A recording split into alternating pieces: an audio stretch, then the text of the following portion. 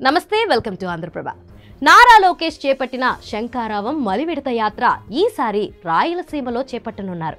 ఈ నెల 7న హిందూపురం నుంచి యువనేత యాత్రకు శ్రీకారం చుట్టనున్నారు. రాబోయే ఎన్నికలను ఏ విధంగా ఎదుర్కోవాలన్న అంశంపై కేడర్కు దిశానిర్దేశం చేశారు. మన టీడీపీ బాబు షూరిటీ భవిష్యత్తుకు గ్యారంటీ కార్యక్రమాలు అమల్లో మెరుగైన పనితీరు కనబర్చిన కార్యకర్తలతో భేటీ అయ్యి వారికి ప్రశంసా పత్రాలను అందజేశారు. తొలి విడతలో ఉత్తరాంధ్రలోని 31 అసెంబ్లీ నియోజకవర్గాల్లో నిర్వహించిన ఈ కార్యక్రమం కేడర్లో నూతనోత్సాహాన్ని నింపింది. టీడీపీ జనసేన కార్యకర్తలతో పాటు పెద్ద ఎత్తున ప్రజలు శంఖారావం సభల వద్దకు చేరుకుని వైసీపీ పాలనలో తాము పడుతున్న ఇబ్బందులను యువనేతలకు చెప్పుకున్నారు. ఈ నేపథ్యంలో శంఖారావం మలివిడత యాత్రను నందమూరి బాలకృష్ణ ప్రాతినిధ్యం వహిస్తున్న హిందూపురం నుంచి ప్రారంభించనున్నారు. గురువారం ఉదయం హిందూపురం, మధ్యాహ్నం మడకసిర, సాయంత్రం పెనుగొండ నియోజకవర్గాల్లో నిర్వహించే శంఖారావం సభల్లో యువనేత లోకేష్ పాల్గొంటున్నారు.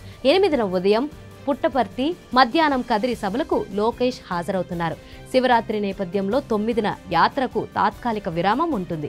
తిరిగి ఈ నెల 10న శంఖారావం యాత్ర యథావిధిగా కొనసాగుతుంది. దాదాపు 226 రోజుల పాటు 97 అసెంబ్లీ నియోజకవర్గాల మీదుగా 3132 కిలోమీటర్లు సాగిన పాదయాత్రలో లక్షలాది మంది ప్రజలు నేరుగా పాల్గొని తమ కష్టాలు చెప్పుకున్నారు. చంద్రబాబును తప్పుడు కేసుల్లో ఇరికించి జైల్లో పెట్టడంతో యువగలానికి 79 రోజుల పాటు సుదీర్ఘ విరామం ప్రకటించాల్సి వచ్చింది.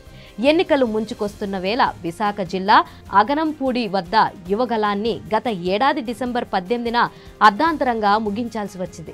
ఈ నేపథ్యంలో పార్టీ కార్యకర్తలను రాబోయే ఎన్నికలకు సిద్ధం చేయడంతో పాటు బాబు సూపర్ 6 కార్యక్రమాలను ప్రజల్లోకి తీసుకెళ్లేందుకు యువనేత లోకేష్ శంఖారావం యాత్రకు శ్రీకారం చుట్టారు. రాష్ట్ర వ్యాప్తంగా ప్రజలను చైతన్యవంతం చేయడంలో సూపర్ సక్సెస్ సాధించిన యువగలం స్ఫూర్తితోనే లోకేష్ శంఖారావాన్ని పూరించారు.